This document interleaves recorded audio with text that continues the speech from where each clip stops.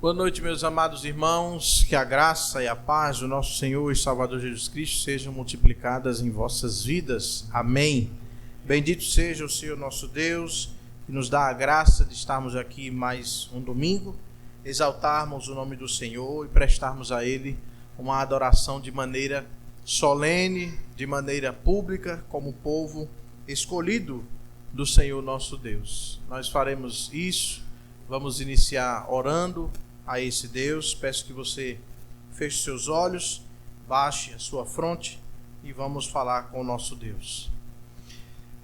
Bendito Deus, nós exaltamos o teu santo e glorioso nome. Tu és excelso, tu és maravilhoso, magnífico, Deus de eternidade a eternidade, e não há outro Deus semelhante a ti, Senhor. Tu és único. Por isso, tu és digno de ser adorado, de ser honrado, de ser engrandecido por todos e por tudo aquilo que foi criado por ti. Porque os céus proclamam a tua grandeza, a tua glória, o firmamento anuncia as obras das tuas mãos. Todas as coisas criadas falam da tua magnitude, da tua grandeza.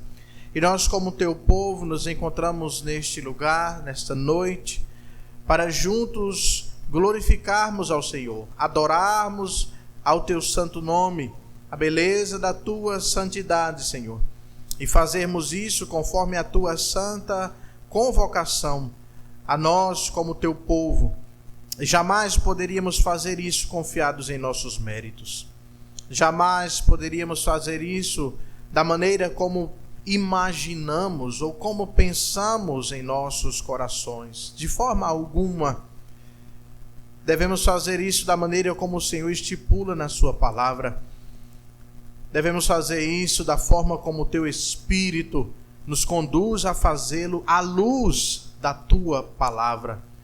E que assim possamos fazer no poder do teu Santo Espírito, na mediação de Cristo Jesus, o nosso eterno sumo sacerdote, e que fazendo desta forma o Senhor aceite aqui as orações feitas a ti, os louvores entoados, Pai, a oferta aqui destinada ao Senhor, a manutenção da tua casa, e que assim ouçamos da tua voz como resposta à nossa adoração, e através desta voz sejamos transformados, edificados, santificados pela tua verdade, que é a tua palavra bendita. Te rogamos todas essas coisas e te somos gratos por estarmos aqui. Assim oramos em nome do Senhor Jesus Cristo, nosso Redentor. Amém. Abramos as nossas Bíblias no Salmo de número 60 e vamos fazer uma leitura alternada deste salmo, salmo de número 60.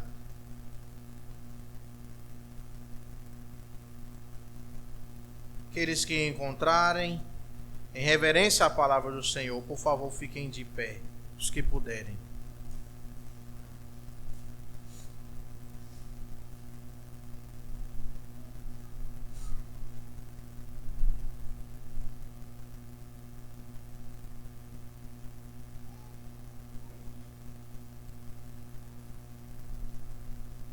Salmo de número 60, leitura alternada, diz assim a palavra santíssima do nosso Deus.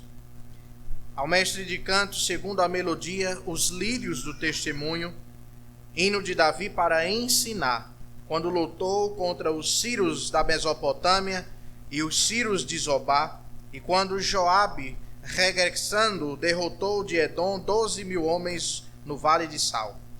Ó Deus, tu nos rejeitaste e nos dispersaste. Tens estado indignado. Ó, restabelece-nos.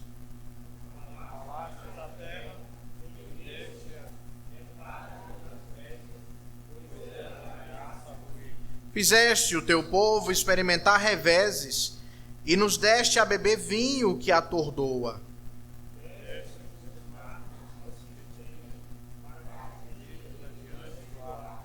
Para que os teus amados sejam livres, salva com a tua destra e responde-nos. Falou Deus na sua santidade, exultarei nesse nome. Meu é Gileade, meu é Manassés, Efraim é a defesa da minha cabeça, Judá é o meu cetro. Moabe, porém, é a minha bacia de lavar, sobre Edom atirarei a minha sobre a Quem me conduzirá à cidade fortificada? Quem me guiará até Edom?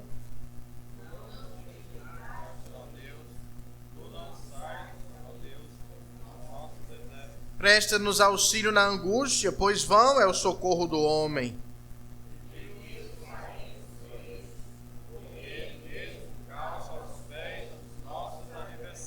Amém. Bendito seja Deus. Ainda de pé, abramos os nossos inários no hino de número 7, Glória à Trindade, e juntos cantemos ao Senhor.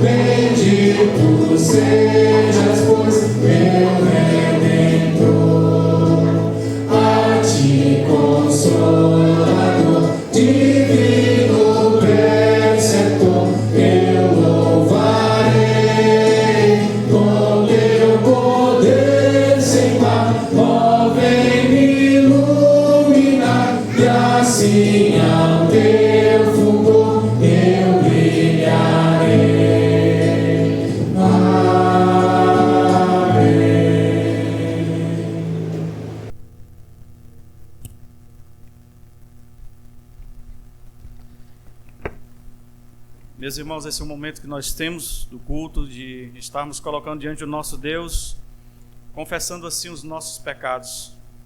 Sabemos que somos pecadores e Deus tem nos agraciado, nos dado a graça de estarmos aqui mais uma vez, pedindo perdão pelos nossos pecados. E nós recebemos da parte dele a instrução em Apocalipse 3, de 14 a 19, que nos diz: ao anjo da igreja em Laodiceia escreve: estas coisas diz o Amém, a testemunho fiel e verdadeiro, o princípio da criação de Deus.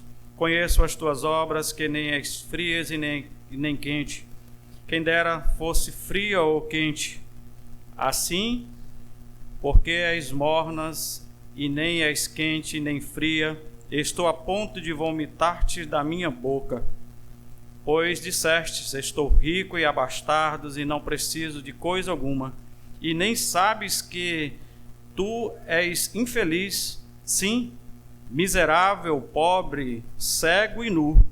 Aconselho-te que de mim compres ouro refinado pelo fogo para te enriqueceres, vestiduras brancas para te vestires, a fim de que não seja manifesto a vergonha da tua nudez, e colírio para ungires os olhos, a fim de que vejas.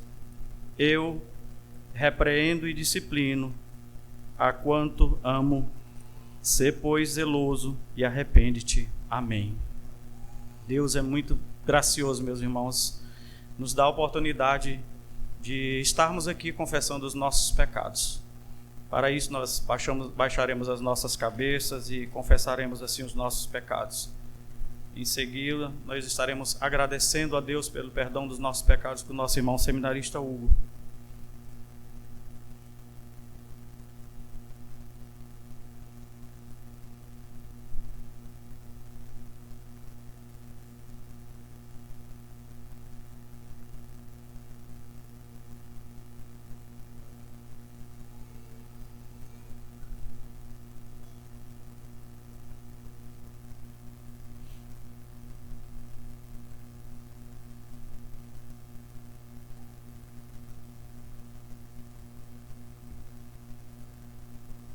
Senhor, Deus bom, Deus eterno, Deus misericordioso, Deus longânimo, graças, meu Pai, nós te rendemos por não retribuir a nós consoante as nossas iniquidades.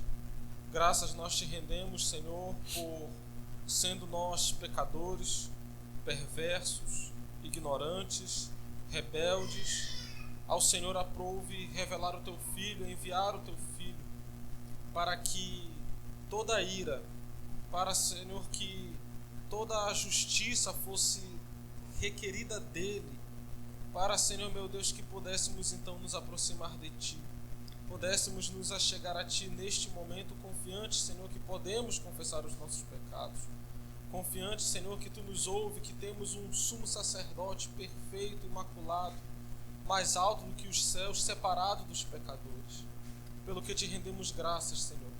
Te rendemos graças por tudo isto, te rendemos graças pelo perdão, te rendemos graças, Senhor, pela justificação, te rendemos graças, Senhor, pela adoção, te rendemos graças, Senhor, pela santificação, te rendemos graças porque o Senhor não permite que fiquemos como outrora estávamos, mas o Senhor tem nos constrangido, o Senhor tem nos humilhado, o Senhor tem nos disciplinado e nos moldado à semelhança de Cristo, teu Filho.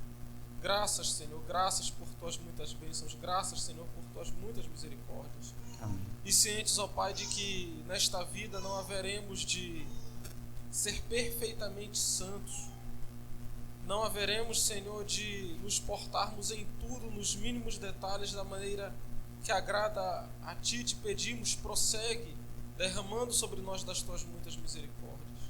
Prossegue, Senhor, nos perdoando, nos fortalecendo, mortificando dia a dia, Senhor, os nossos pecados e nos vivificando em espírito. Produz em nós, Senhor, os frutos de teu Santo Espírito e dá-nos, ó Pai, andar em santidade, testemunhando a respeito, Senhor, de tudo que tu fizeste por nós. Em nome de Cristo, teu Filho, nós oramos e assim por fé te agradecemos. Amém. Amém, Senhor.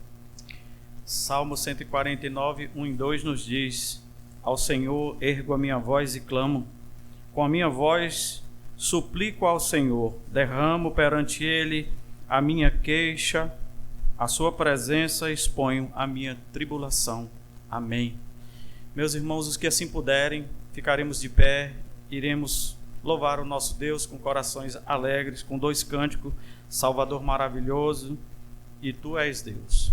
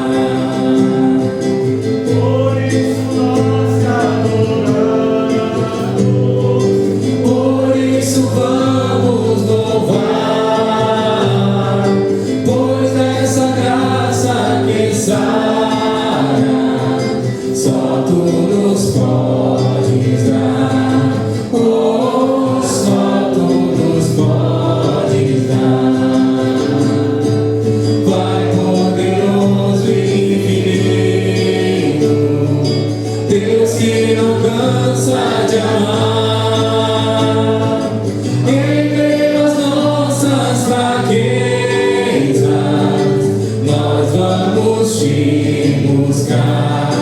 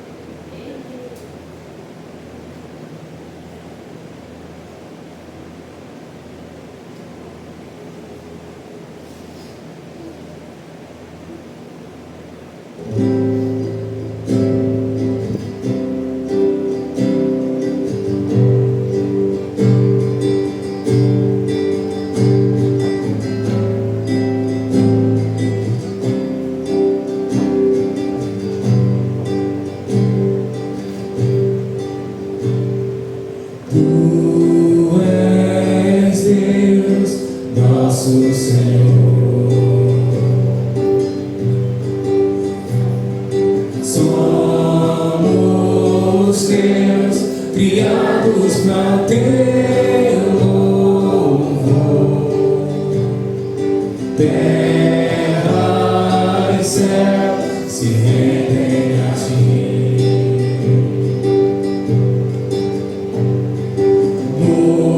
Multidões se prostram em teu louvor, pois só tu és Deus e todo poder é teu. Rendemos louvor a Cristo Senhor. Te adoramos, te exaltamos, Rei da terra e céu.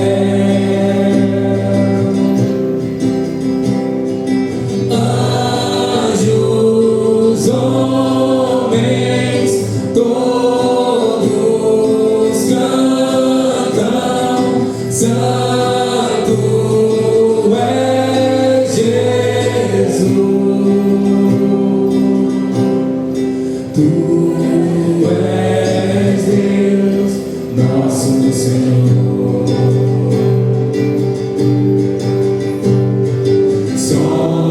Somos teus, criados para o teu louvor, pois só tu és Deus e todo poder é teu. Rendemos louvor a Cristo Senhor. Te exaltamos, te adoramos, Rei da terra e céu.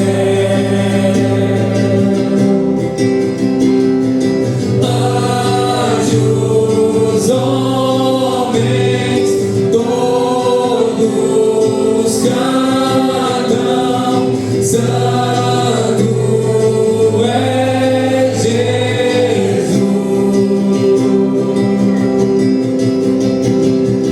Todo joelho se dobrará e toda língua confessará: Tu és o Rei Jesus. Tua igreja te adora, Senhor. Todo o universo se rende em louvor. Tu és o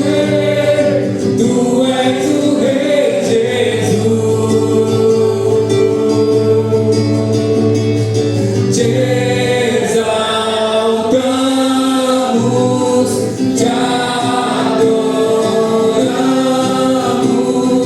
Rei da terra e céu.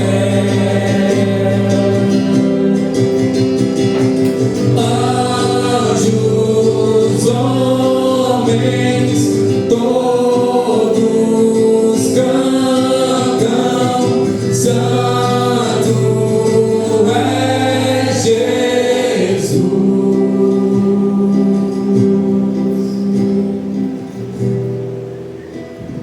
Meus irmãos, podem sentar-se. Se nós iremos agora, é o momento de dizimar e ofertar ao nosso Deus, e leremos aqui a sua instrução que está em 2 Coríntios 9, 7, que nos diz: cada um contribua segundo o que tiver proposto no coração, não com tristeza ou por necessidade, porque Deus ama a quem dá com alegria. Amém. Nós cantaremos o hino 57, Fonte de toda bênção, e você tem a oportunidade de estar dizimando e ofertando ao nosso Deus.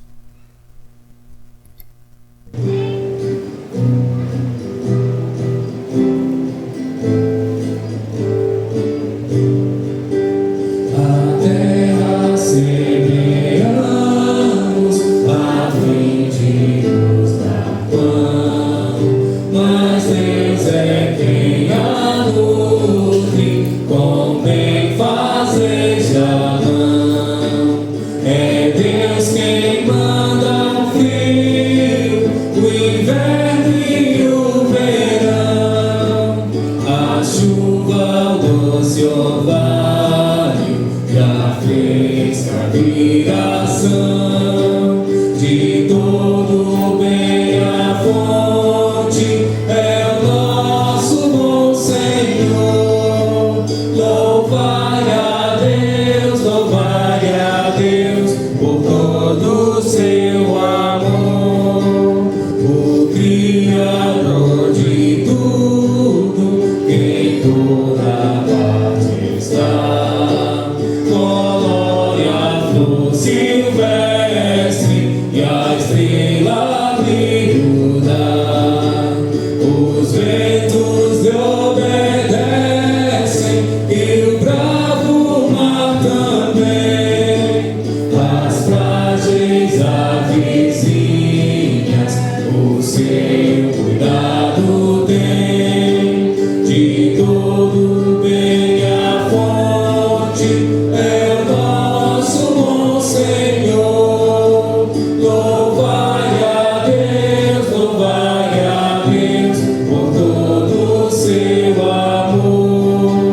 A nós, porém, seus filhos, revela mais amor, mandando a este mundo um Filho Salvador. A nós fazendo herdeiros de tudo quanto tem, na redenção perfeita que dele nos provém. De todo bem a fonte é o nosso bom Senhor. Louvai a Deus por todo o seu amor. Amém. Vamos baixar as nossas cabeças e iremos orar, agradecendo ao nosso Deus pelos dízimos e ofertas. Senhor nosso Deus, mais uma vez, ó Deus, nos achegamos ao Teu trono de graça, rendendo graças porque o Senhor é bom e a Tua misericórdia dura para sempre. Bendito seja o Teu nome por isso. Ela é a prova, ó Deus, de estarmos aqui, cultuando ao Senhor, louvando, lendo a Tua palavra, dizimando e ofertando, ó Deus. Obrigado, Senhor, por esse momento diante da Tua presença. Possamos entender, Senhor, que não fazemos isso por mero ritual, mas por obediência ao Senhor. Também, ó Deus, lemos que devemos, ó Deus, contribuir segundo o que está proposto no nosso coração. Que essa seja, ó Deus, a nossa obediência diante do Senhor, pois o Senhor ama quem dá com alegria. Bendito seja o Teu nome por isso. Agradecemos, Senhor, porque sabemos que o Senhor nos abençoa, o Senhor tem nos dado trabalho. Até a falta do trabalho também o Senhor nos abençoa. Sabemos que somos agraciados por tudo que acontece nas nossas vidas, tudo está debaixo do cuidado e do controle do Senhor. Rendemos graças pelos dízimos e ofertas aqui depositados, que possam ser, ó Deus, tão somente para o louvor, a glória e engrandecimento do reino do Senhor. Que possamos cada vez mais ser fiéis ao Senhor e à Tua palavra, para que possamos, ó Deus, estar cada vez mais, ó Deus, sendo fiéis ao Senhor, provando que somos, ó Deus, obedientes segundo o que o Senhor nos ensina na Tua palavra. Nos ajuda, Senhor, também nas nossas necessidades. Sabemos que precisamos do Senhor, sem o Senhor jamais conseguiremos, ó Deus. Por isso, peço ao Senhor que tenha misericórdia e atende assim as nossas necessidades. Se for por falta do emprego, Senhor, nós clamamos ao Senhor que o Senhor, assim, em nome de Jesus, estenda a Tua vontade sobre a vida daqueles irmãos que ainda não contemplam, ó Deus. Também, ó Deus, se for por motivo espiritual, pedimos que o Senhor também nos ajude a entender o propósito do Senhor e a obediência segundo a Tua palavra. Obrigado, Senhor, por esse momento glorioso diante da Tua presença. Obrigado porque podemos, ó Deus, assim, ó Deus, estar obedecendo aquilo que o Senhor nos ordena e somos gratos por isso. Obrigado por estarmos aqui na Tua presença. Em nome de Cristo Jesus nós oramos. Amém.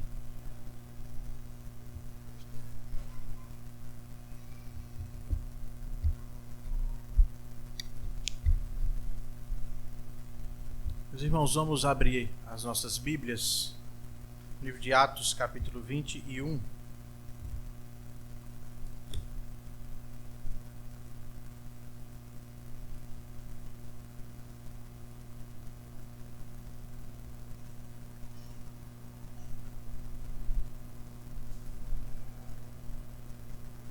Atos, capítulo 21.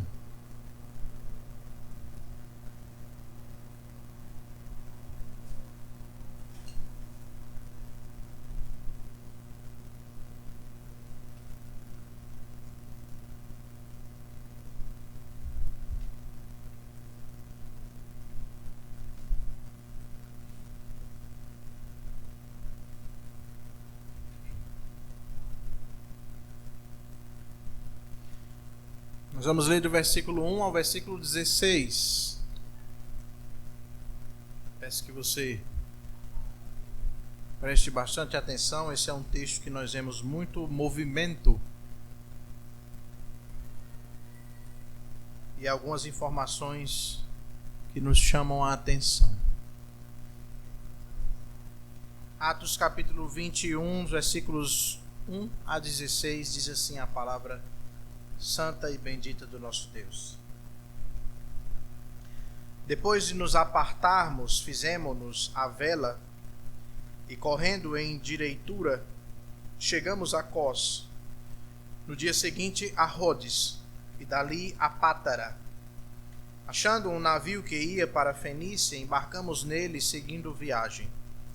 Quando Chipre já estava à vista, deixando-a à esquerda, navegamos para a Síria e chegamos a Tiro, pois o navio devia ser descarregado ali. Encontrando os discípulos, permanecemos lá durante 7 dias, e eles, movidos pelo Espírito, recomendavam a Paulo que não fosse a Jerusalém. Passados aqueles dias, tendo-nos retirado, prosseguimos viagem acompanhados por todos, cada um com sua mulher e filhos até fora da cidade. Ajoelhados na praia, oramos. E despedindo-nos uns dos outros, então embarcamos, e eles voltaram para casa. Quanto a nós, concluindo a viagem de Tiro, chegamos a Ptolemaida, onde saudamos os irmãos, passando um dia com eles. No dia seguinte partimos e fomos para Cesareia. Entrando na casa de Filipe, o evangelista, que era um dos 7, ficamos com ele. Tinha este 4 filhas donzelas que profetizavam. Demorando-nos ali alguns dias, desceu da Judéia um profeta chamado Ágabo, e vindo ter conosco, tomando o cinto de Paulo, ligando com ele os próprios pés e mãos, declarou: Isto diz o Espírito Santo. Assim os judeus em Jerusalém farão ao dono deste cinto e o entregarão nas mãos dos gentios.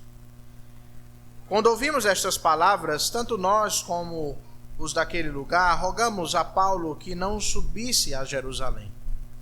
Então ele respondeu: Que fazeis chorando e quebrantando-me o coração? Pois estou pronto não só para ser preso, mas até para morrer em Jerusalém pelo nome do Senhor Jesus. Como, porém, não o persuadimos, conformados dissemos: Faça-se a vontade do Senhor. Passados aqueles dias, tendo feito os preparativos, subimos para Jerusalém. E alguns dos discípulos também vieram de Cesareia conosco, trazendo consigo Mnasson, natural de Chipre, velho discípulo, com quem nós deveríamos hospedar. Amém. Deixe a sua Bíblia aberta. Dá-nos a graça, Senhor bendito, de compreendermos da Tua palavra. Fala ao nosso coração, Senhor, e nos transforma através desta palavra, Pai. Que o Teu nome seja engrandecido acima de todas as coisas. Em nome de Cristo Jesus que te oramos. Amém. Imagine, meus irmãos, uma situação em que um médico muito experiente, através de um diagnóstico muito bem feito, ele precisa comunicar a um paciente que o tratamento que é necessário que ele faça será um tratamento doloroso, um tratamento longo e sem garantias de um alívio que seja imediato.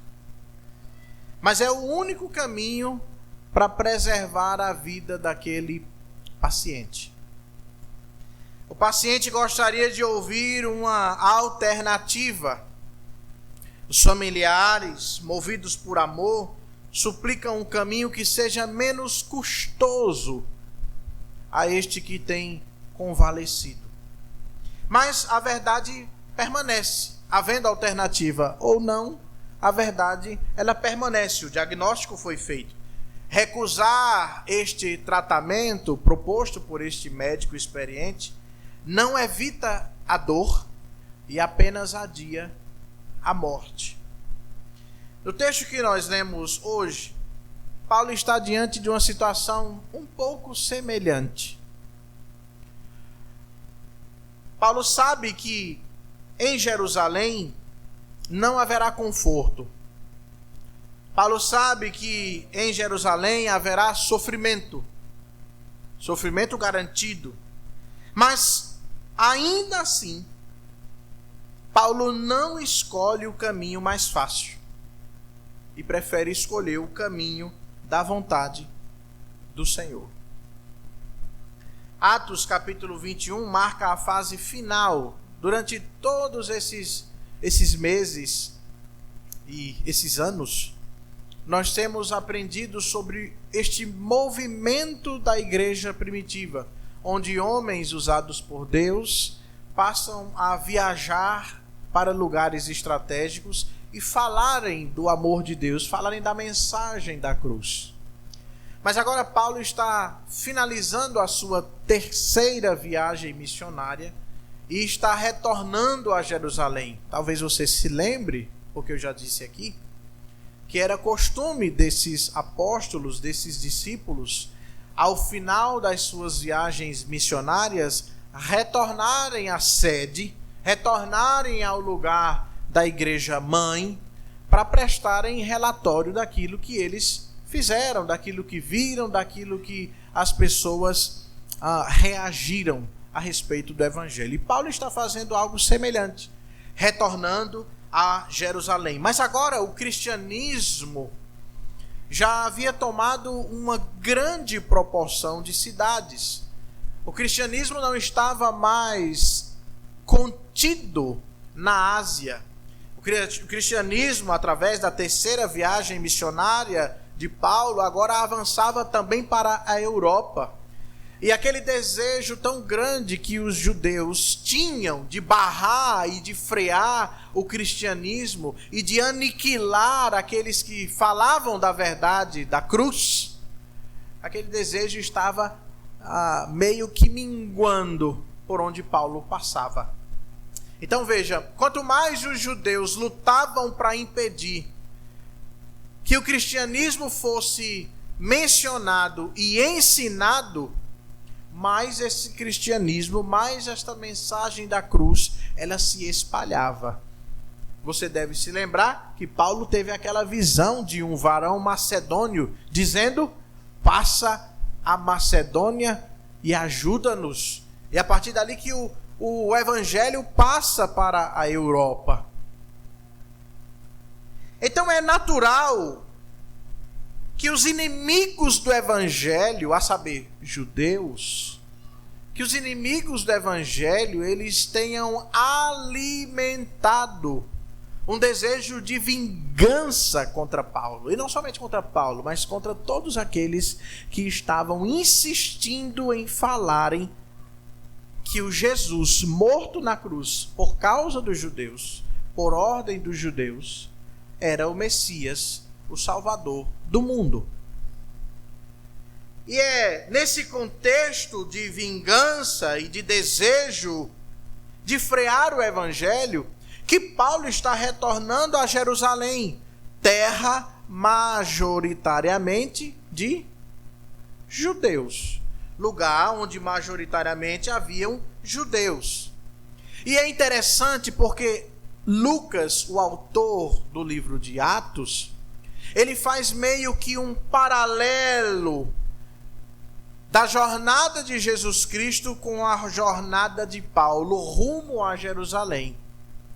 Quando nós olhamos para o capítulo 9 de Lucas, o final do capítulo 9 de Lucas, nós começamos a enxergar um movimento onde Jesus Cristo, que havia subido até a região de Israel, até a região da Galileia, a região norte da Palestina, depois de haver falado sobre a verdade da palavra de Deus, sobre o Messias, sobre o reino de Deus, para aqueles que estavam na região norte, ele volta a Jerusalém.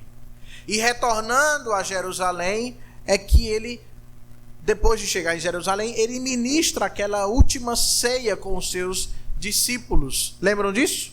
Ministra aquela ceia com os seus últimos discípulos, e ali são os seus dias finais em Jerusalém, porque ele sabia que seria morto. Paulo agora está retornando a Jerusalém, sabendo aquilo que lhe espera: grande sofrimento. Agora, esse texto, meus amados irmãos, não trata em nenhum momento de imprudência da parte de Paulo, nem do que muitos chamam de fatalismo, que é aquilo que Deus determinou e pronto, e Paulo tinha que ir. Esse texto não está falando disso. Esse texto fala sobre o discernimento espiritual que havia na vida do apóstolo Paulo, a sua vocação e a sua submissão à vontade soberana de Deus. Porque Paulo aqui não ignora os alertas que são dados a ele. E é interessante porque esse texto que nós lemos do versículo 1 ao versículo 16 é um texto com muitas despedidas, com muitas advertências proféticas até. É um texto com muita tensão entre o amor que se tem entre os crentes e também a obediência à vontade divina e a resolução firme que Paulo tem em saber que mesmo sofrendo ele iria para Jerusalém. Então, esse texto nos mostra que Paulo não ignora esses alertas. Agora, Paulo interpreta todos os alertas que foram dados a ele a respeito de sua ida a Jerusalém. Interpreta todos esses alertas à luz do chamado que recebeu do Espírito Santo. A conversão de Paulo está registrada no capítulo 9 de Atos dos Apóstolos. E a conversão de Paulo, ela acontece, e Deus fala isso, a fim de que Deus, através da vida de Paulo, demonstrasse o quanto vale sofrer por causa do Evangelho. Ananias, que foi o homem responsável por orar por Paulo, para que ele recobrasse a visão, lembram disso? Lembram disso? Paulo, ele se encontra com Jesus no caminho de Damasco, ele fica cego. Eu expliquei aqui que a cegueira é uma maldição, lá de Deuteronômio, é uma das maldições para aqueles que perseguem o povo de Deus e a Cristo Jesus.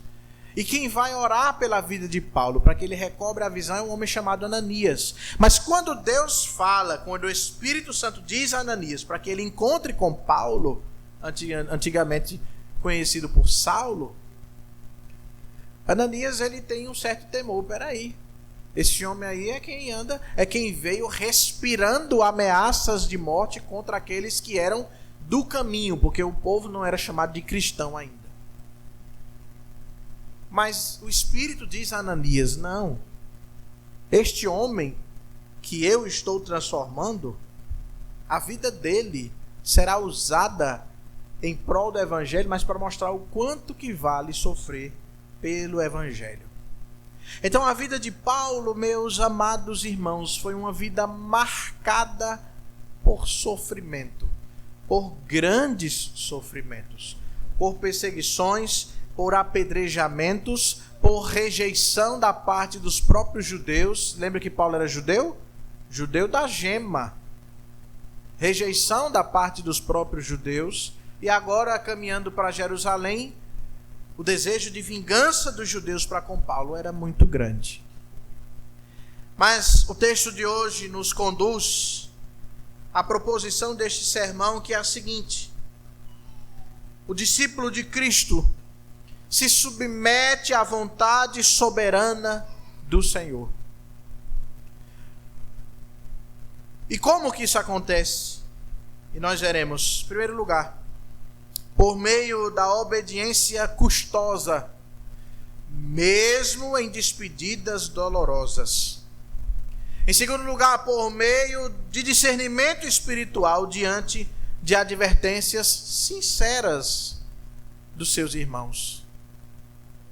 E por meio da rendição madura, em terceiro lugar, à vontade soberana de Deus. Deixe sua Bíblia aberta e passemos a este primeiro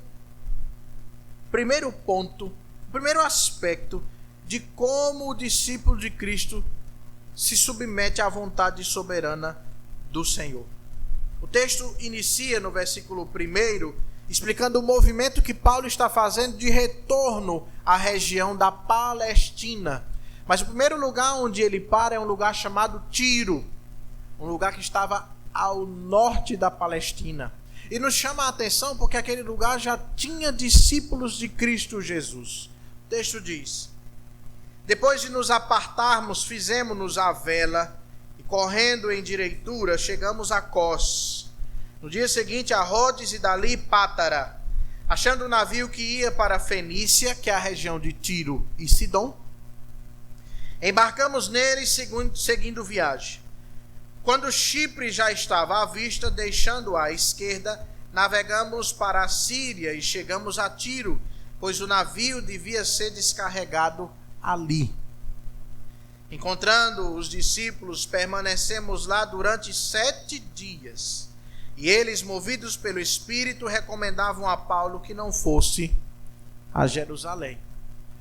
Primeiro lugar onde Paulo aporta e encontra com o povo de Deus, com discípulos de Cristo Jesus, também é o primeiro lugar em que ele recebe a primeira advertência nesse texto. A primeira advertência para que ele não seguisse a Jerusalém.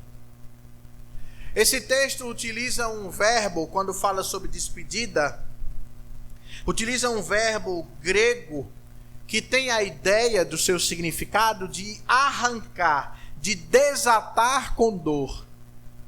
Então, o primeiro aspecto que nós vemos neste retorno de Paulo a Jerusalém é que as despedidas que estão registradas aqui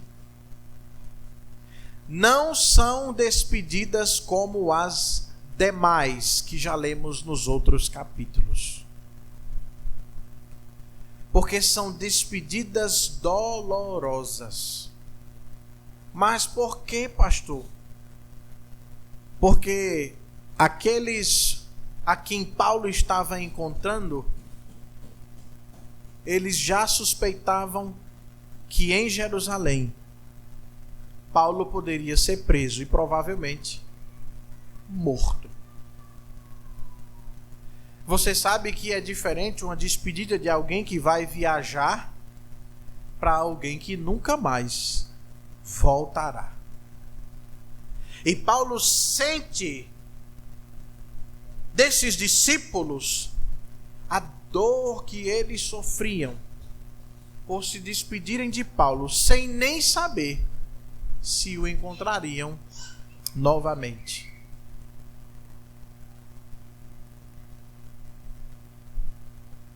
É interessante porque nem sempre a gente sente isso, né?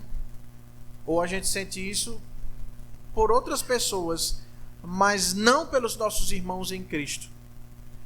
O amor entre esses irmãos da igreja primitiva era algo tão notável que eles se condoíam em seus corações por terem que se despedir de outros irmãos em Cristo Jesus. Mas a obediência de Paulo, que obediência, pastor? A obediência de, mesmo ouvindo a advertência de não ir para Jerusalém, seguir para Jerusalém. A obediência de Paulo não anula os seus afetos, ou seja, Paulo não está firme em sua decisão para ir a Jerusalém sem que ele sinta o amor daqueles irmãos, a tristeza daqueles irmãos por estarem se despedindo dele, provavelmente pela última vez. A obediência dele não anula isso. O fato é que, ao olharmos para essa atitude de Paulo nesse texto, nós aprendemos, meus amados irmãos, que seguir a vontade de Deus não significa insensibilidade emocional. Pelo contrário, quanto mais maduros espiritualmente nós somos para ouvirmos, interpretarmos a vontade de Deus e seguirmos a vontade de Deus, mais reais são os nossos vínculos com os nossos irmãos. Isso é claro, porque o Espírito Santo transforma o nosso ser. Entretanto, aquele que deseja ou que é discípulo do Senhor Jesus Cristo verdadeiramente, ele reconhece que relacionamentos não devem governar a nossa vocação.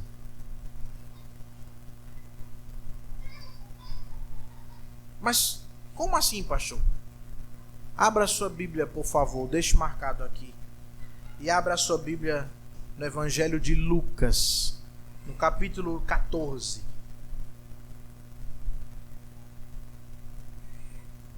Lucas, capítulo 14.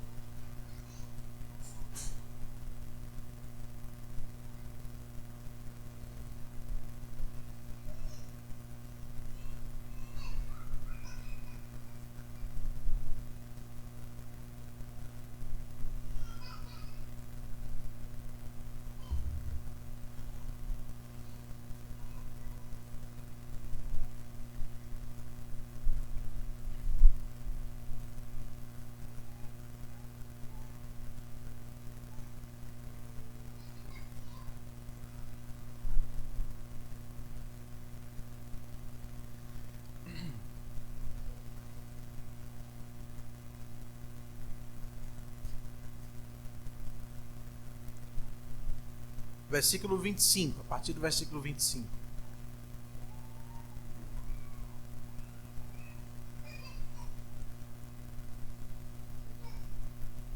Diz assim: grandes multidões o acompanhavam. Acompanhavam quem? Jesus Cristo. Grandes multidões o acompanhavam. Muitas pessoas seguiam a Jesus. E ele, Jesus, voltando-se, ou seja, olhando para as multidões, lhes disse, versículo 26, se alguém vem a mim e não aborrece a seu pai, e mãe, e mulher, e filhos, e irmãos, e irmãs, e ainda a sua própria vida, não pode ser meu discípulo. Qualquer que não tomar a sua cruz e vier após mim, não pode ser meu discípulo. O que Jesus Cristo está ensinando, não somente aos seus discípulos, mas a todos aqueles que o seguiam, em primeiro lugar, é que é necessário que Cristo tenha prioridade total. Como assim, pastor? Colocar Cristo acima da família e da sua própria vida. Mas, pastor, como é que isso acontece? Será que nós seremos inimigos do nosso pai, da nossa mãe, mulher, filhos, irmãos e irmãs? Porque Jesus está falando sobre aborrecer aqui.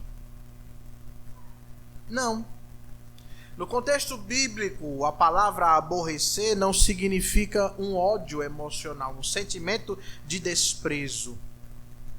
O sentido que Cristo está dizendo é que nós devemos amar a Cristo de tal maneira que os nossos laços familiares mais próximos, eles não possam sobrepor a nossa lealdade ao Senhor.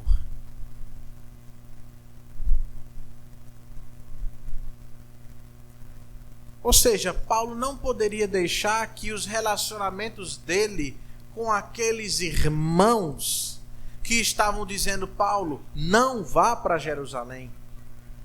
Ele não poderia deixar que aquelas palavras, que o sentimento que ele tinha por aqueles irmãos, que o relacionamento dele com aqueles irmãos pudesse sobrepor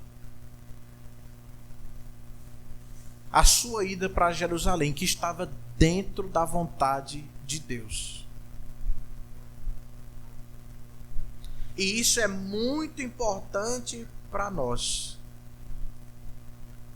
Porque Cristo não fala apenas das nossas relações familiares. Ele fala até mesmo de nós, versículo 27. Quando ele diz que devemos tomar a nossa cruz, ele está falando que nós devemos renunciar até mesmo o nosso próprio eu. Nós devemos renunciar até mesmo ao nosso próprio desejo. E renunciar para quê, pastor? Para se dispor a sofrer perseguições e a entregar, se necessário, a sua própria vida. E assim ser discípulo de Cristo Jesus. Você acha que é fácil ser crente? De jeito nenhum. É fácil ser crente Raimundo. Falam isso aqui? Um pé na igreja? Hã? É. As pessoas, quando nós olhamos para a igreja primitiva, nós percebemos que as pessoas, os crentes, eles se tornaram tão raimundos que eles não sabem dissociar o que a palavra de Deus ensina, o que ela diz que tem que fazer e o que ela não diz, e o que ela diz que não tem que fazer.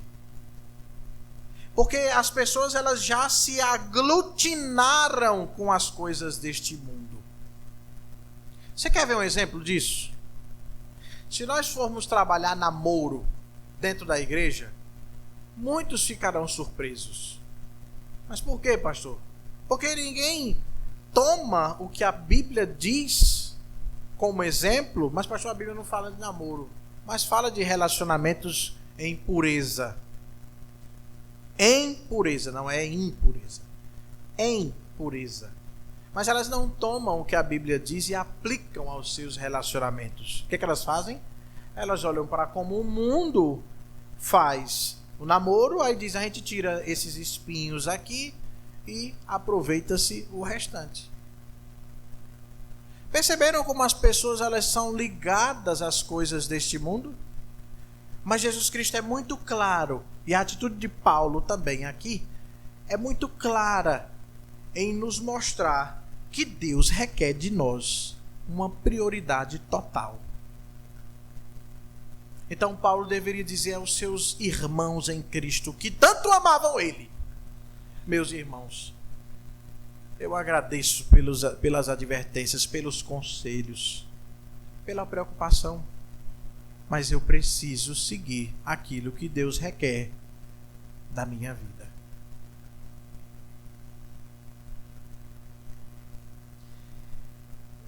O discípulo de Cristo se submete à vontade soberana do Senhor, em primeiro lugar, por meio de uma obediência custosa, mesmo em meio a despedidas dolorosas. Obedecer, meus irmãos, como discípulo de Cristo Jesus, não é fácil, mas é necessário. É necessário. Segundo aspecto que nós vemos nesse texto é que o discípulo de Cristo se submete à vontade do Senhor por meio do discernimento espiritual diante de advertências que são sinceras. Volte seus olhos para o texto lá de Atos novamente, por favor. Atos 21.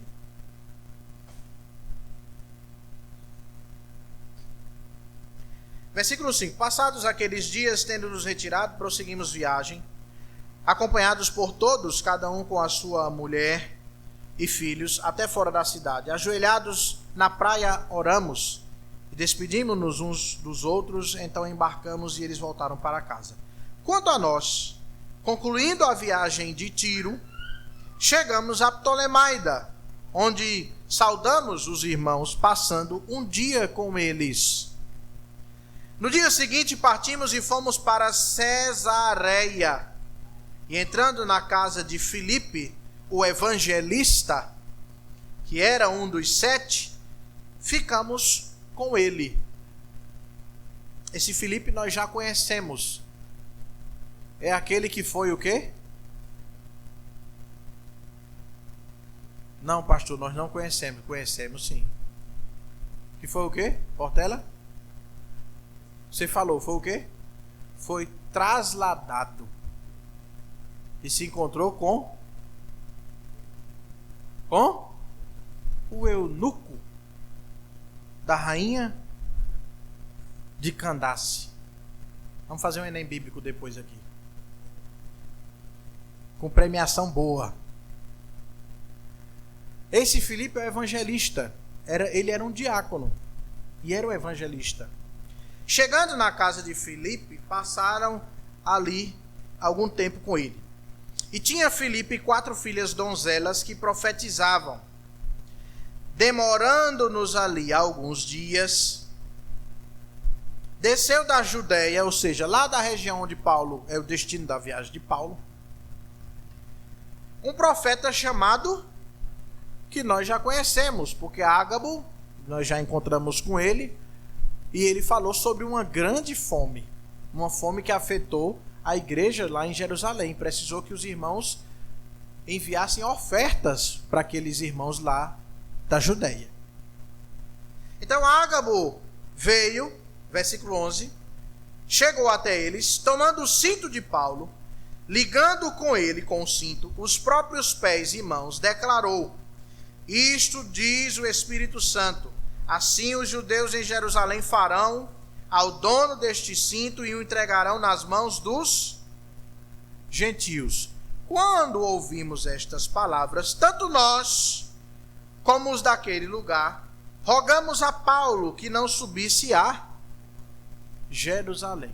Nos chama a atenção o fato de dizer que estes discípulos fizeram um alerta, mais um alerta, a Paulo por meio do Espírito, ou impelidos pelo Espírito. Por que nos chama a atenção? Porque você vai dizer, pastor, como é que os discípulos, movidos pelo Espírito, que é o que o texto está dizendo aqui, eles alertaram Paulo sobre o que esperava. Ágabo, que era profeta, veio e também confirmou. E confirmou a profecia de maneira simbólica, porque ele faz ali uma ação. Ok? E como é que Paulo simplesmente continua seguindo para Jerusalém? Meus irmãos, o problema aqui não está na revelação da mensagem. O problema não está no que Ágabo e os demais falaram a Paulo, mas sim na interpretação.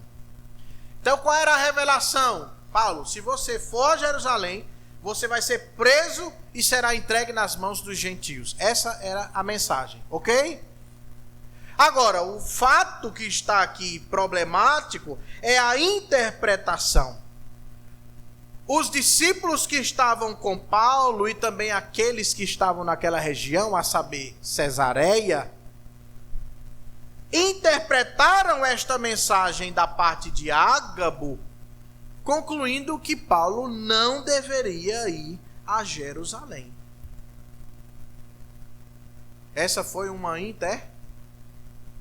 interpretação daquilo que foi dito. Mas esse texto de Atos 21, preste atenção, nos ensina algo muito importante.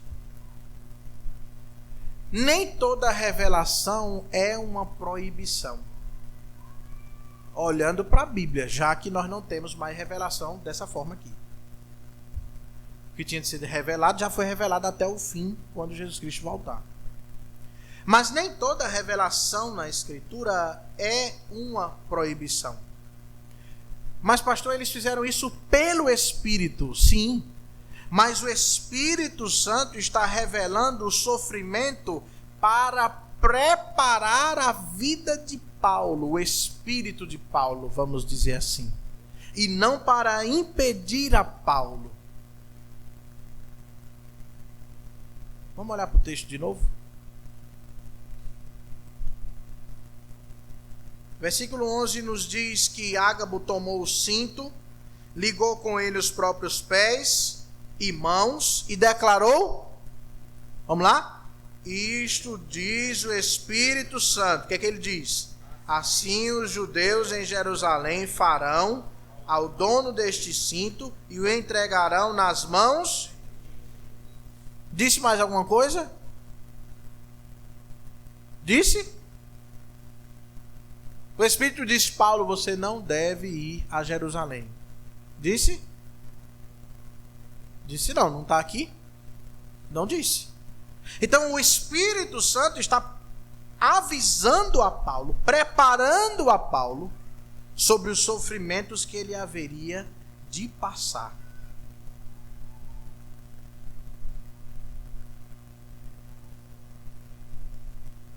O amor sincero pode gerar conselhos equivocados.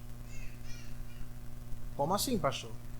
Os irmãos aqui amavam sinceramente a Paulo.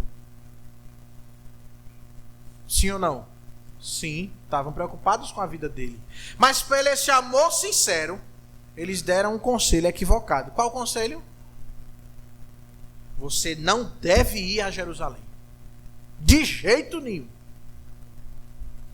Não. Mas Paulo tinha convicção do que era a vontade de Deus para ele. A saber, ir para Jerusalém.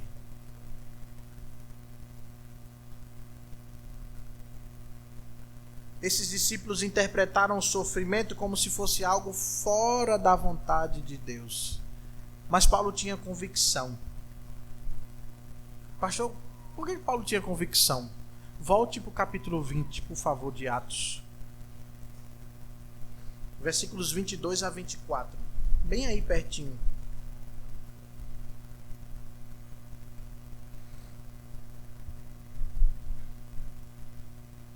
Esse texto é o texto que Paulo está falando aos presbíteros.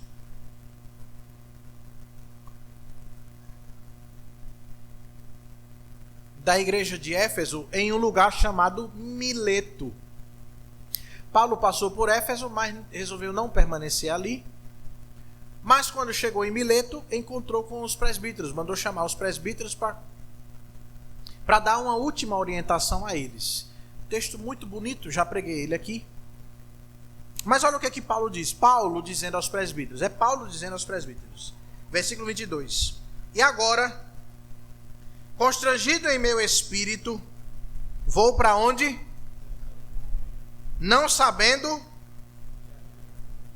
senão, tem uma coisa que ele sabe, senão que o Espírito Santo, de cidade em cidade, o quê?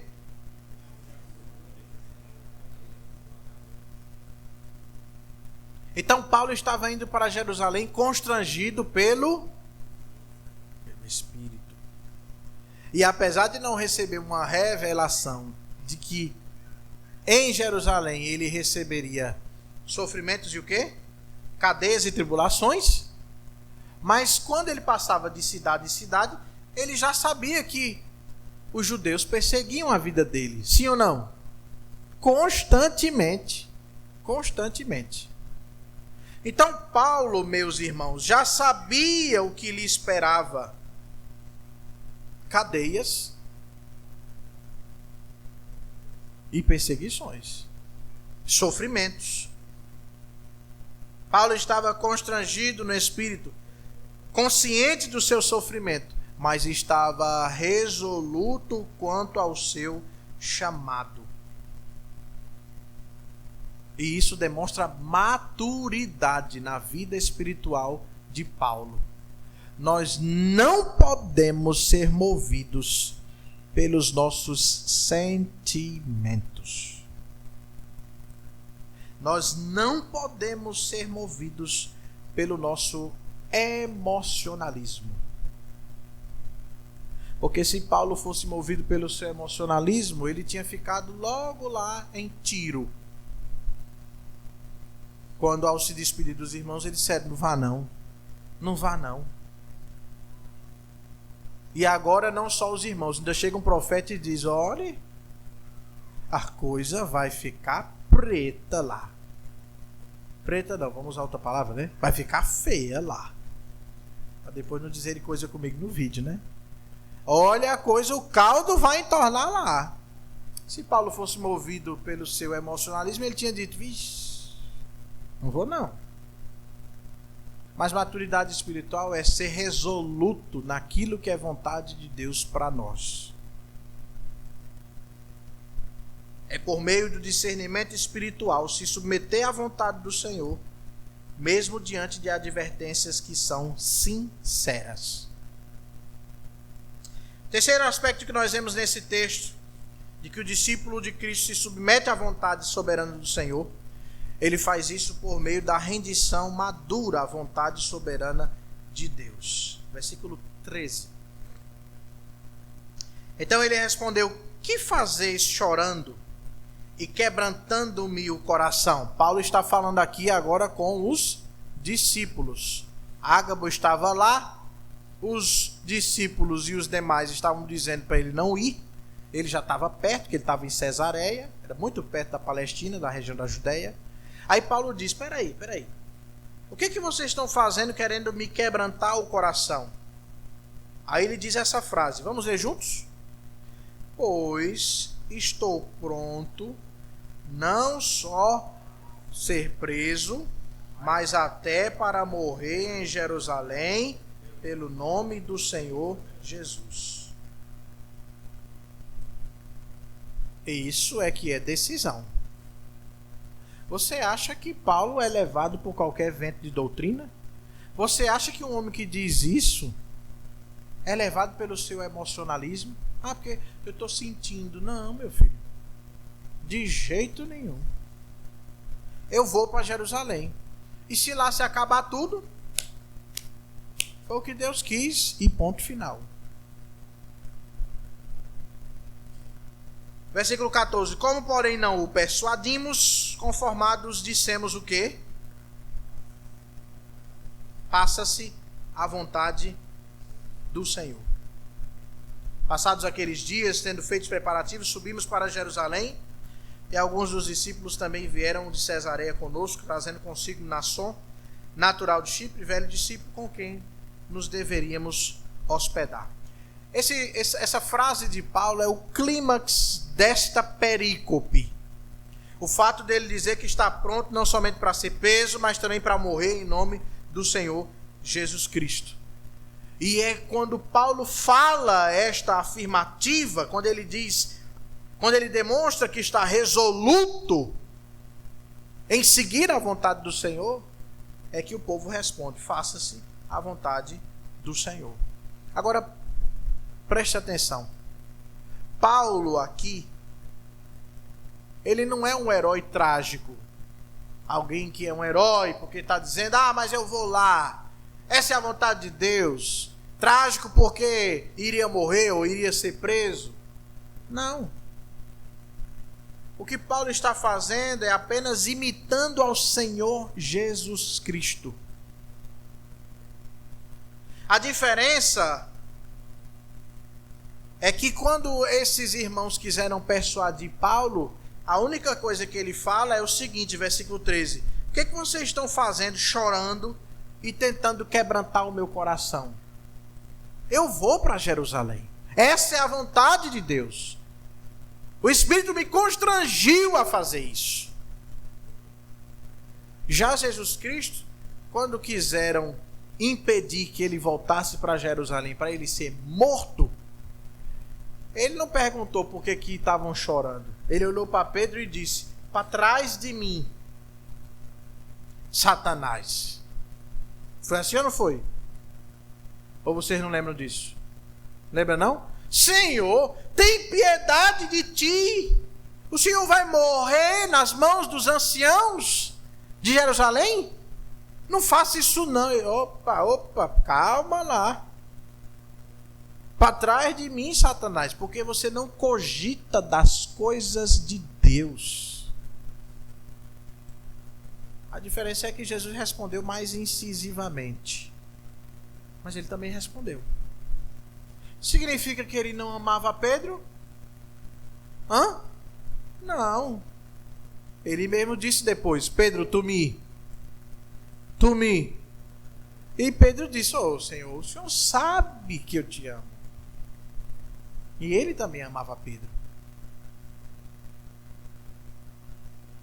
Mas quando nós somos discípulos de Cristo, nós nos rendemos à vontade soberana de Deus e fazemos isso com maturidade, sem titubear.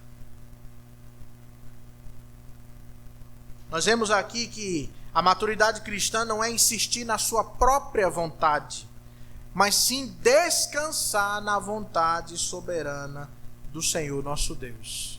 Jesus Cristo nos ensinou isso lá em Lucas capítulo 22, versículo 42, quando orava no Getsemane ao seu Pai, ao nosso Deus, e disse, Pai, se queres, afastas de mim esse cálice. Contudo, não seja feita a minha vontade, mas a tua.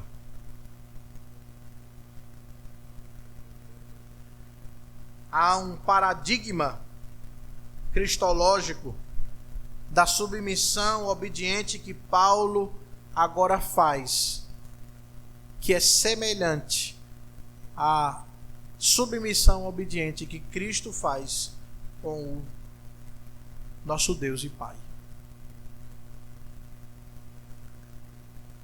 Assim como o paciente que confia, que eu disse lá no começo, confia no tratamento que é necessário, mesmo sabendo da dor, mesmo sabendo da dificuldade, Paulo também confia que a vontade de Deus é a melhor opção e a mais confortável, mesmo com todo o sofrimento. E por essa razão Paulo não caminha para Jerusalém por teimosia, mas pela fé, acreditando que aquela é a melhor opção. E Cristo foi quem primeiro trilhou esse caminho. Que caminho, pastor? A ida para Jerusalém, sabendo aquilo que haveria de acontecer. Sofrimento, dor. Cristo também foi advertido. Cristo também chorou quando orou no Getsemane. Cristo também sofreu, mas ainda assim disse, não seja feita a minha vontade, mas a tua. E assim, seguir ao Senhor Jesus Cristo, ser discípulo de Cristo Jesus, é caminhar não para onde é mais fácil, mas sim para onde Ele nos chama a estar. Quais as implicações desse texto para nós? A primeira delas: submeta conscientemente os seus planos pessoais à vontade revelada do nosso Deus. Você faz planos. Aliás, todo mundo faz planos. Você planeja estudos, você planeja sua carreira. Alguns planejam ministério. Você planeja casamento. Você planeja mudar de cidade. Você planeja sua estabilidade financeira. Mas o problema não é planejar. O problema é planejar sem perguntar seriamente a Deus se aquilo que você está planejando glorifica a Deus ou satisfaz os seus desejos, que podem ser legítimos, mas são centrados em você mesmo. O texto de hoje nos confronta com uma pergunta que nos incomoda. Se a vontade de Deus envolver perda, envolver dor, envolver atraso, você ainda chamará esta vontade de Deus de boa, agradável e perfeita? Paulo não estava indo a Jerusalém porque ele sentia paz. As pessoas têm isso, né? Não, pastor, estou fazendo isso porque eu estou sentindo paz. Paulo não estava indo a Jerusalém porque ele sentia paz, mas porque ele sabia que era o Senhor que o chamava para ir a Jerusalém, mesmo sabendo do sofrimento. E tomar decisão assim não é fácil, porque essa decisão não é tomada com base em sentimentos, mas com base em submissão a Deus. Por isso, antes de tomar grandes decisões, pergunte a você mesmo honestamente: isso nasce do desejo de conforto que o meu coração tem? Ou isso nasce do chamado de Deus para a minha vida? Porque todos nós temos chamados. Nós não temos só chamado pastoral. Todos temos chamado diante de Deus. Submeta seus planos à palavra de Deus. Avalie se os seus planos resistem a um exame bíblico sobre eles. Ore pedindo não apenas direção ao Senhor, mas também um coração disposto a obedecer a Deus, qualquer que seja a resposta de Deus. Como eu disse, há muitos cristãos e muitos crentes que falam isso. Ah, pastor, eu orei e senti paz. Quando na verdade o que ele deve ter sentido, ou ela deve ter sentido, foi apenas um alívio por escolher um caminho que seja mais confortável a ele ou a ela. Paulo nos ensina que a paz bíblica nem sempre antecede a obediência. Às vezes ela vem depois dela. Primeiro obedecer, depois sentir a paz. Segunda implicação para nós: aprenda a discernir conselhos espirituais sem terceirizar sua responsabilidade diante de Deus. Obviamente é reconfortante quando pessoas piedosas nos aconselham, com certeza. Mas no texto que nós lemos aqui, nós vemos algo muito delicado. Pessoas sinceras, pessoas espirituais, pessoas amorosas aconselharam Paulo, mas elas estavam erradas em suas conclusões. Porque as suas conclusões eram de que Paulo não deveria o quê? Ir a Jerusalém. Os irmãos amavam Paulo, choravam por ele, faziam uso de uma linguagem espiritual, interpretando aquela revelação, mas mesmo assim eles interpretaram mal aquela revelação do Espírito. Significa dizer, meu amado irmão, que você não pode terceirizar o discernimento. Quem deve ter discernimento é você. Através do seu caminhar com Deus, através da sua dedicação a Deus, através da sua submissão a Deus verdadeira, é que você consegue discernir espiritualmente qual é a vontade e o chamado de Deus para você.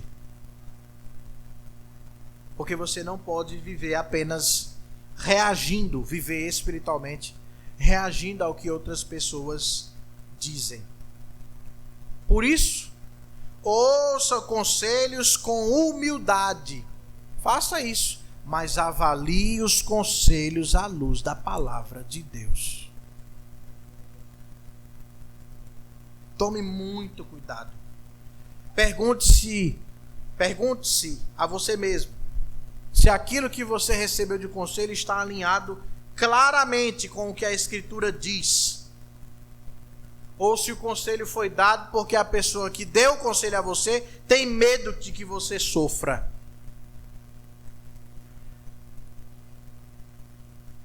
Desenvolva uma consciência diante de Deus, para que você não fique sempre dependendo da aprovação de outras pessoas.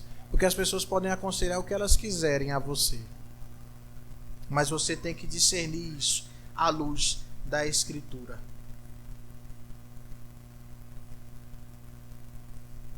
A terceira implicação para nós: prepare-se espiritualmente para sofrer por Cristo. Prepare-se espiritualmente para sofrer por Cristo, antes mesmo que o sofrimento de fato ele chegue.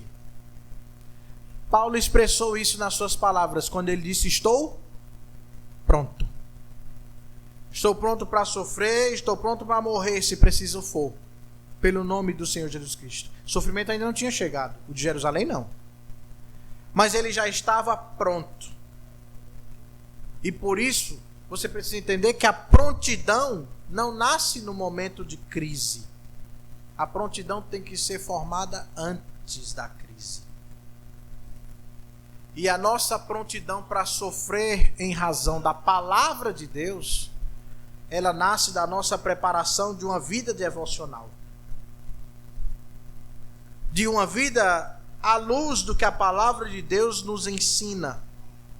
E de uma convicção de que a nossa lealdade ao Senhor Jesus Cristo vale muito mais do que a nossa própria vida.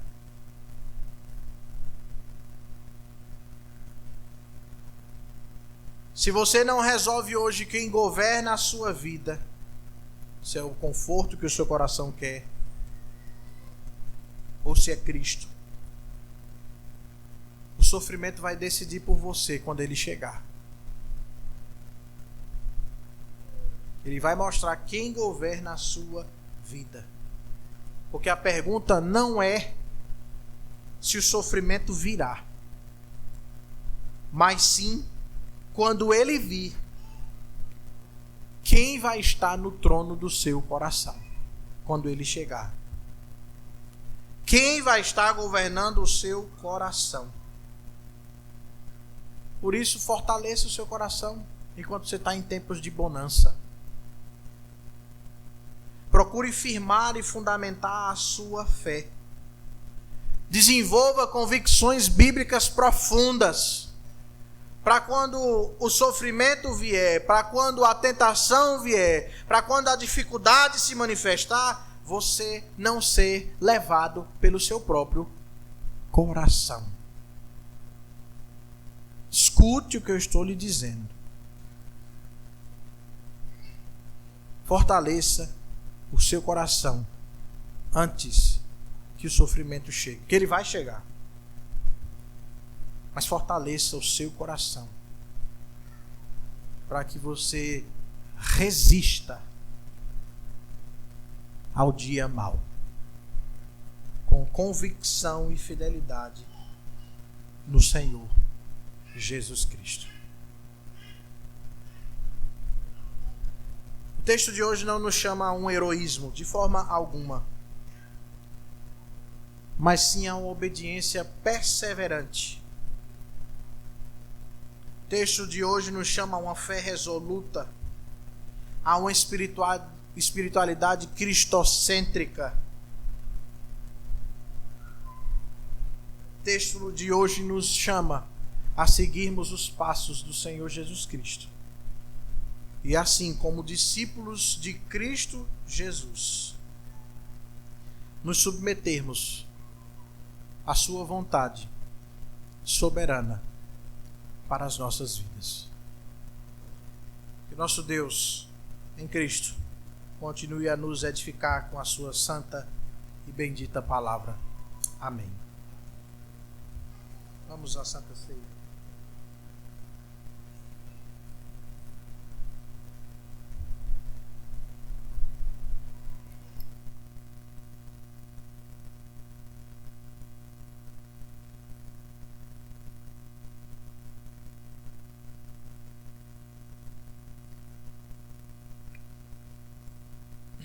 Vamos abrir as nossas Bíblias, 1 Coríntios, capítulo 11.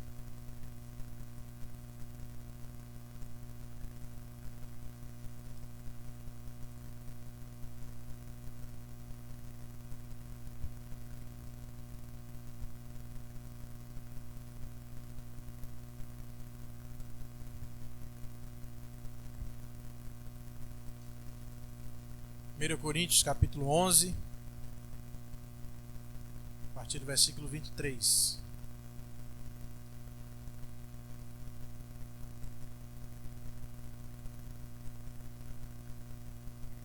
Diz assim o texto: Porque eu recebi do Senhor o que também vos entreguei, que o Senhor Jesus, na noite que foi traído, tomou o pão, tendo dado graças, o partiu e disse: Este é o meu corpo que é dado por vós, fazei isto em memória de mim. Por semelhante modo, depois de haver ceado, tomou também um cálice, dizendo: Este cálice é a nova aliança no meu sangue. Fazei isto todas as vezes que o beberdes em memória de mim. Porque todas as vezes que comerdes este pão e beberdes o cálice, anunciais a morte do Senhor até que ele venha. Por isso, aquele que comer o pão ou beber o cálice do Senhor indignamente, será réu do corpo e do sangue do Senhor. Examine-se, pois, o homem a si mesmo, e assim coma do pão e beba do cálice. Pois quem come e bebe sem discernir o corpo, come e bebe juízo para si. Eis a razão porque há entre vós muitos fracos e doentes, não poucos que dormem, porque se nos julgássemos a nós mesmos, não seríamos julgados. Mas quando julgados, somos disciplinados pelo Senhor para não sermos condenados com o mundo. Amém. Nós temos a oportunidade, meus amados irmãos, de mais uma vez participarmos deste sacramento, celebrando a nossa união com Cristo Jesus. Mas nós não fazemos isso apenas em memória, fazemos isso porque sabemos da presença real do Senhor Jesus Cristo, que é um anfitrião. Essa é a mesa do Senhor Jesus. Se a sua presença não fosse real, não havia necessidade de que nós nos examinássemos a nós mesmos para assim podermos comer do pão e beber do cálice. Por esta razão, que da presença real de Cristo, que devemos fazer isso, para não sermos condenados com o mundo.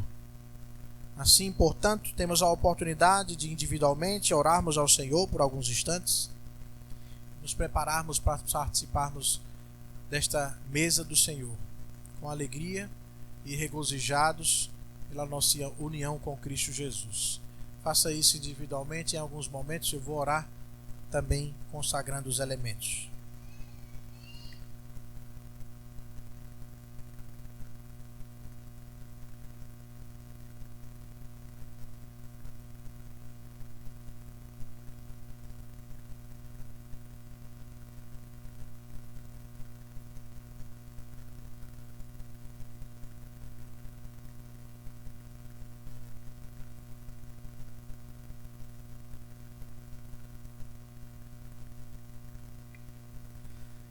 Senhor nosso Deus e nosso Pai, tem misericórdia das nossas vidas.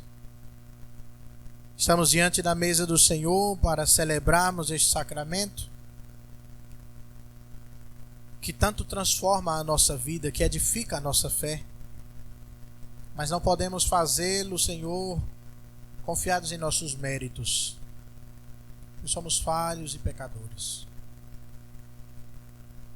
Por isso te rogamos que o Senhor tenha misericórdia de nós, que confiados nos méritos de Cristo Jesus possamos participar, nós que somos unidos a Ele. Bendizemos o Teu nome pela oportunidade de participarmos mais uma vez da mesa do Senhor. Por esta graça concedida a cada um de nós, é que, como disse, somos fortalecidos. Agora, Senhor, este pão e este vinho retirados do uso comum representam o corpo e sangue do Senhor. Que participemos e que o Teu Santo Espírito trabalhe em nossos corações. É o que te pedimos em nome do Senhor Jesus Cristo. Amém. Como eu disse, essa mesa é uma mesa do Senhor Jesus. Por isso, todos aqueles que são unidos a Cristo pelo batismo em uma igreja, pelo batismo, pela profissão de fé, em uma igreja genuinamente evangélica, não somente podem, mas devem participar. Se você se encontra nessa situação, peço que você fique de pé, para que você receba dos elementos e assim possa participar. Peço que você receba o elemento e aguarde para que ceemos juntos.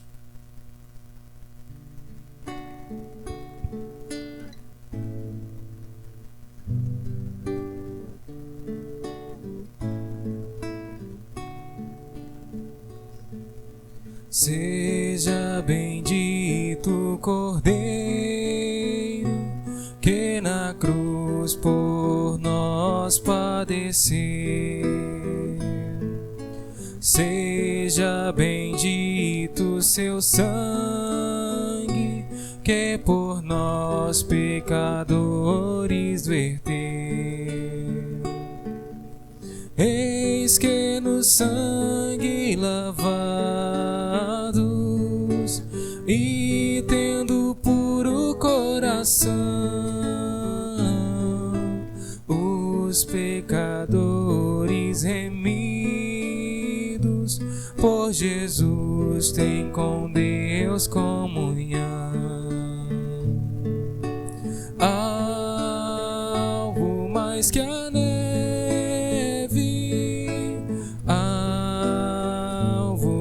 que a neve, se neste sangue lavado, mais alvo que a neve eu estou.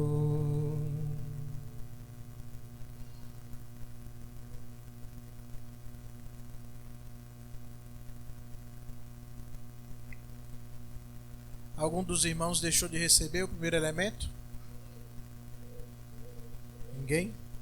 O Senhor Jesus Cristo, na noite que foi traído, tomou do pão, partiu e disse: este é o meu corpo que é dado em favor de vós. E assim, como membros do seu corpo, juntos comamos.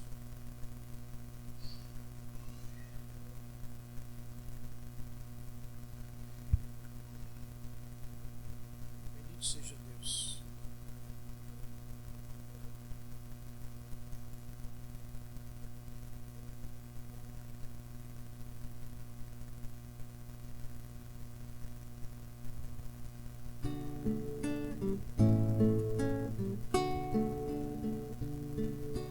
Quão espinhosa coroa que Jesus por nós suportou. Oh, quão profundas as chagas que nos provam quanto Ele amou. Eis nessas chagas pureza para o maior pecador, a quem mais alvo que a neve o teu sangue transforma, Senhor. Alvo mais que a neve, alvo mais que a neve, se neste sangue lavado, mais alvo que a neve eu estou. Por semelhante modo, depois de haver ceado, o Senhor Jesus Cristo tomou o cálice e disse: "Se é o cálice que representa o meu sangue, o sangue da nova aliança, derramado em favor de muitos para a remissão dos pecados." Quando participamos da mesa do Senhor, da ceia do Senhor, nós nos relembramos de que os nossos pecados foram remidos, foram perdoados, todos eles. E por isso, com regozijo, nós participamos, sabendo que o sacrifício de Cristo Jesus foi único e suficiente a todos nós. Como corpo do Senhor, juntos bebamos. Teu nome seja exaltado e glorificado, Senhor, porque ali na cruz o Senhor venceu a morte, venceu o domínio do pecado que havia sobre nós, e através da tua ação, do teu poder, nós fomos libertos. Louvado seja o teu santo nome. Quando participamos deste sacramento, nos lembramos de que pelo Senhor fomos comprados, fomos libertos, e hoje, pela ação do teu Santo Espírito em nós, podemos viver para Deus. Continua a trabalhar em nossos corações, é o que te pedimos, em nome do Senhor Jesus Cristo. Amém.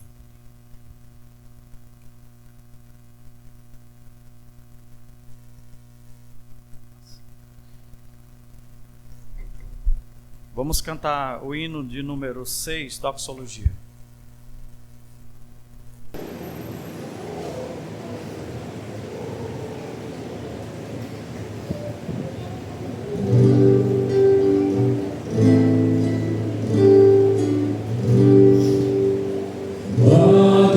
Supremo benfeitor, anjos e homens bem louvor, a Deus o Filho, a Deus o Pai, e a Deus Espírito glória dai.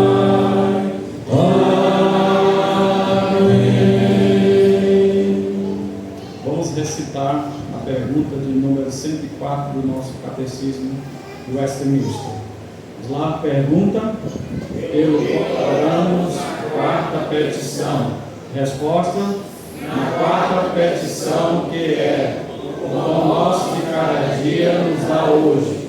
Pedimos que da livre-arbítrio de Deus recebamos uma porção suficiente das coisas boas desta vida e gozamos com elas suas bênçãos. Amém. Vamos ficar de pé mais uma vez.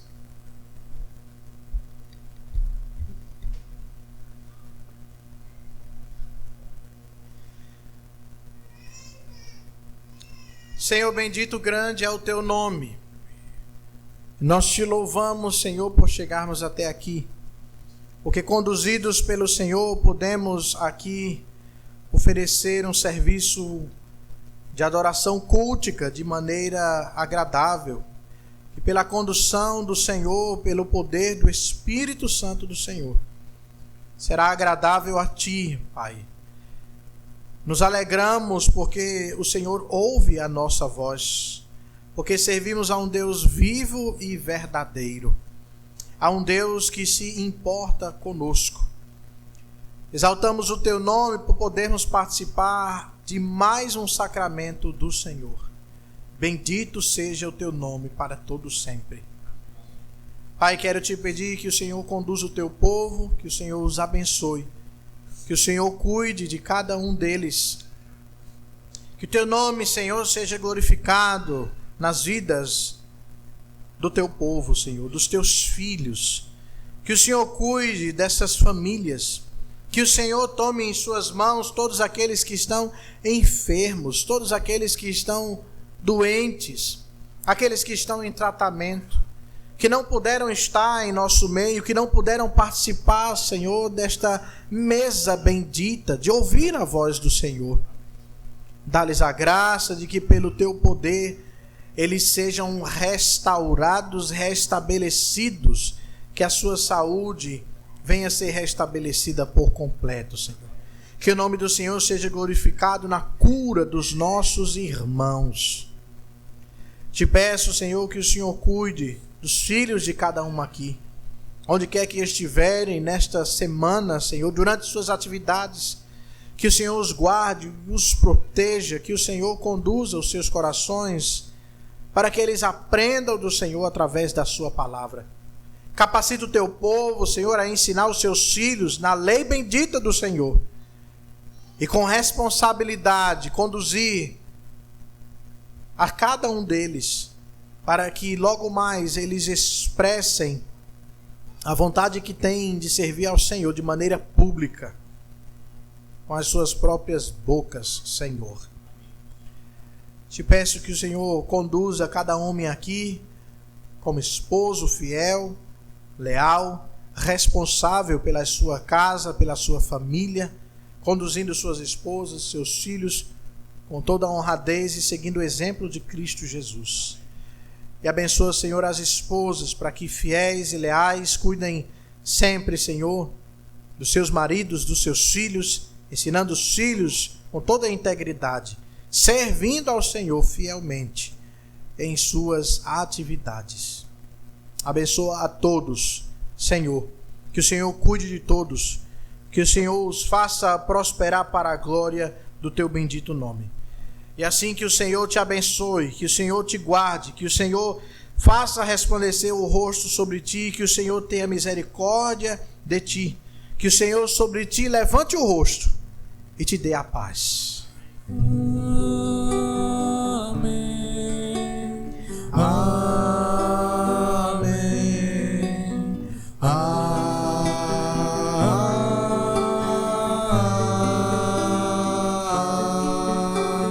Amém. Podem sentar, meus irmãos. Bendito seja o Senhor nosso Deus. Agradeço a visita dos nossos irmãos, da irmã Raimunda, esposa do presbítero Paulo, da Brenda também, que veio, filho do nosso irmão presbítero Paulo. Que Deus os abençoe, faça prosperar sempre. Que nos visitam só eles, né? Pelo que eu estou vendo aqui. Meus irmãos, nossos avisos. Quarta-feira, nosso momento de estudo da Palavra de Deus, o livro de Abacuque, do profeta Abacuque. E também o momento de orarmos uns pelos outros e uns com os outros. Às 19 horas, Abacuque não, Malaquias, perdão. Livro de Malaquias, profeta Malaquias. Que você reserve tempo para isso e se empenhe em participar. Às 19 horas, das 19 até às 20h30. Domingo, escola dominical, normalmente, às 9 horas da manhã, e culto solene às 18h30. Outra vez é apenas o acampamento, né? Nosso acampamento, peço que você ore por isso, por favor, que se empenhe em orar pelos irmãos que irão participar. Se você ainda não se inscreveu, faça isso rapidamente, porque o tempo já está se esgotando, ok? Eu irei sair de férias a partir de amanhã. Vou viajar para encontrar com os meus pais, com os pais de Sabrina, com os sobrinhos e etc. E retornarei, se Deus assim permitir, no dia 9 de fevereiro. Peço que os irmãos orem, por favor, por essa viagem. Que Deus assim nos abençoe. Okay? Tem mais algum aviso? Mais nenhum aviso, então, coração silencioso, nós estamos despedidos ao nosso momento de comunhão. Que Deus nos abençoe.